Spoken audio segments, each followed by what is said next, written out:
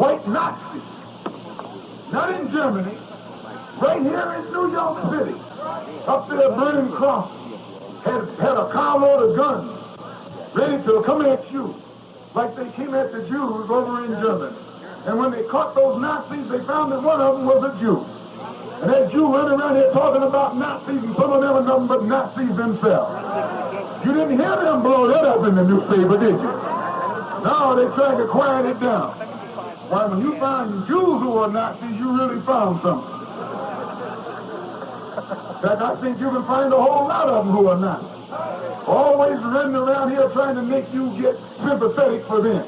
The Jew is a master at that. Make you shed crocodile tears over what happened to him in Germany. You tell him what happened to you right here. You haven't got no time to cry no tears for no Jews. Cry tears for yourself. Let him solve his problem and you solve your problem. Why, they only killed 6 million Jews. Only 6 million Jews were killed by Hitler. Uncle Sam killed 100 million black people, bringing them here. Yeah, 100 million. 100 million. Don't let no Jew get up in your face and make you cry for him. Ask him what happened with his forefathers when our forefathers were being brought over here as slaves. 100 million black people were taken from Africa.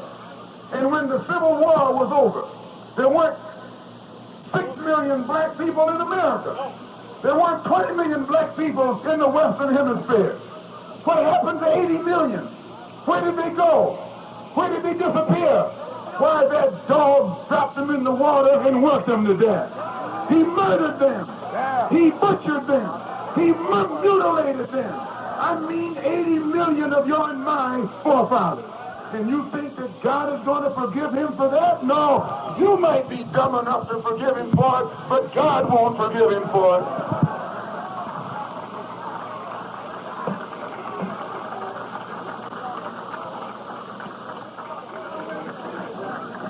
That's why God is after him. 80 million black people dead, murdered.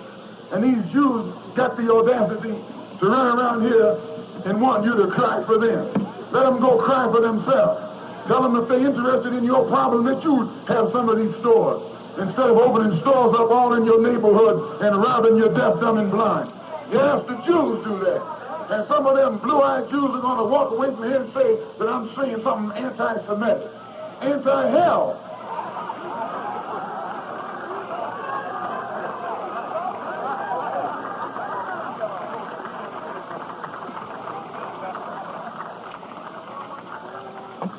It is Jews right here in Harlem who run these whiskey stores that get you drunk.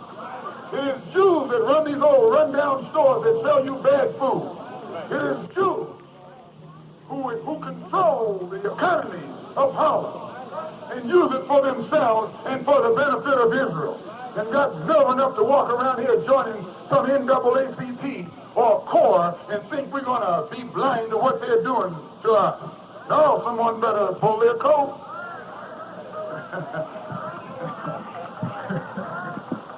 Someone better pull their coat before you start pulling some heads. That's not anti-Semitic, that's just plain intelligence. You know, I was on a program here in New York on Channel 13 in which I made a statement concerning how the Jews control about 80% of the economy in most Negro communities across the country. And the Jews organized themselves and wouldn't let that thing come back on Channel 13. It was 2 interviews. One was done by Baldwin and one was done by me. The one I did 2. One was short and one was a 30-minute derivation, 30-minute duration. And at the end of it, you remember Morgenthau jumped up and said that he's not responsible for anything I said. Well, I can understand why he said that, because during that same week, these same old so-called liberal Jews who claim they believe in free speech and all that old kind of stuff, they got together and prevented the showing of that interview again simply because I had made the statement on that the Jews are the ones who are robbing us and exploiting us up here in Harlem and across the country. Jews believe in censorship more than anybody else. All you got to do is start talking about Jews, and you'll find all the papers will close up on you. They can't take it. They can't take any criticism. They're the most sensitive white people on this earth. They don't like you to talk about them, but they want to talk about everybody else. They want to tell you what Hitler and Eichmann did to them, but don't want us to tell you what Uncle Sam has done to us. And Hitler didn't kill as many of them as Uncle Sam has killed those of us. And if they were justified in snatching Eichmann and taking him back over there and gassing him, then God is justified grabbing Uncle Sam and putting the gas to him. See, they set themselves up as judge and high lord executioner. Well, we're not doing that. We're leaving the judgment and the justice up to God.